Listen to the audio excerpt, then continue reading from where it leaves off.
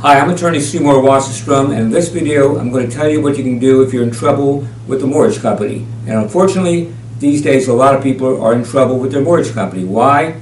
Well, I don't have to tell you. You know why. Times are pretty tough. How can we make it better for you if you're having problems paying your mortgage?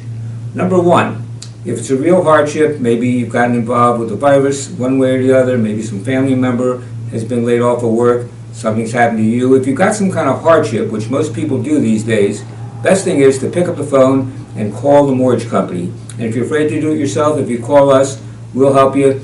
We'll call the mortgage company with you. First time, no charge, no consultation fee whatsoever. We want to help you. So when we talk to the mortgage company and tell them about your hardship, most of the time they will work with you, especially under these circumstances. Sometimes they have to, depending on what kind of mortgage it is, because the president ordered certain mortgage companies to have a deferral for a certain number of months.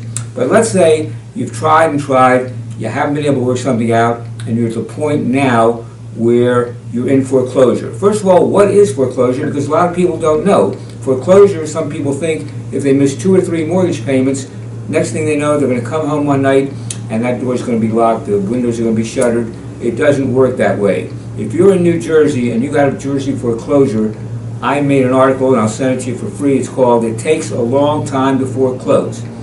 Right now, and times change all the time, but I'm recording this in the middle of May.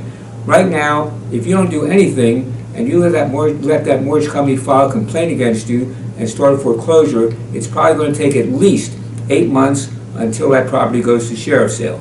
If you file Chapter 13 bankruptcy with us, or with anybody, if you file Chapter 13 before that sheriff's sale, you can actually, in most cases, stop that sheriff's sale. And we're going to actually show you how, if necessary, you can actually file a bankruptcy after the sheriff's sale if you do it quickly enough. You can normally file a bankruptcy, and I don't recommend you do it, but if you have to, if you miss the sheriff's sale and it's still 10 days before that sheriff's sale has taken place, and within that 10 days you can file a bankruptcy and stop the transfer of the deed. It's a little bit more complex, so I'll explain that to you if you have that situation. We have code reds for people who have a sheriff's sale coming up like in the next day or two.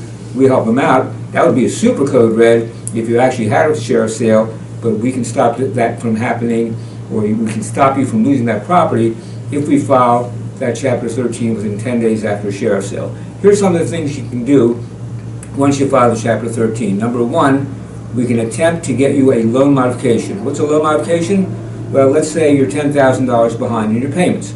Let's say your interest rate is 7%. Let's say your mortgage company is telling you if you don't pay us that $20,000 or $10,000, then you're going to lose your house sooner or later. Well, when you get a modification, the mortgage company will usually work with you, and it takes a lot of paperwork, and we help you do all that paperwork, financial information, all kind of other information, personal information, your family information, what are you working, how much money you got in the bank, things of that nature. We submit that to the mortgage company and ask them to reduce your payments. We ask them to reduce your interest rate many times. If you're paying 7% interest in this economy, you can probably do better than that. And what about the $10,000 or $20,000 you're behind? We ask the mortgage company to take that and put it way off in the future so you don't have to pay it back right away, because you can't pay it back right away. Sometimes if you've got 20 years left on your mortgage, the mortgage company will extend your mortgage to 25 years, 30 years. I've seen them even go to 40 years. Sometimes that's not the best solution, but that's one way to stop a foreclosure. Another way is, as I said, file a Chapter 13. And if you can't get a modification, or you don't want a modification, but your hardship is over and you can see the light at the end of the tunnel, but you don't have the $10,000 or $20,000 to pay all that money in arrears. That's what they call time for a cure and maintain plan. What does cure mean? It means the $10,000 or $20,000 you're behind in the mortgage, instead of paying it all at once, the bankruptcy court will give you 5 years to pay it back. What about maintain? Maintain means you are now going to start making your regular mortgage payments again, and there won't be any pressure, because if you take $10,000 or $20,000 over a period of 5 years, could come out to $200 or $350 a month or something like that. If you can afford that, that'll stop the foreclosure. You don't have to worry about a sheriff's sale. You don't have to worry about your family getting kicked out of the house. We can help you in those situations. Give us a call. We have been practicing law 47 years as an attorney. I've got a great staff here. I've got a great team of other lawyers. And if you call us, we'll help you. 856-696-8300. Check out the website, wipeoutyourbills.com. We're here to help, and we look forward to helping you.